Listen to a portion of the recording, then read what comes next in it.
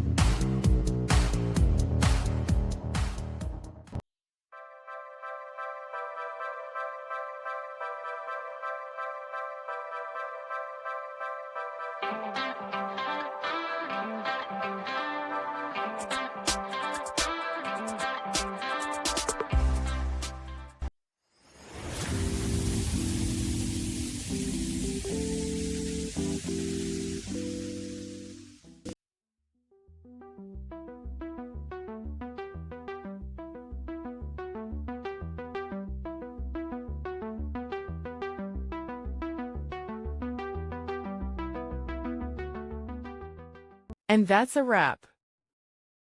I hope you found the answer you were looking for. If you did, take a second to hit that subscribe button. It really helps out. And let me know in the comments which solution worked best for you. See you next time in the debug zone.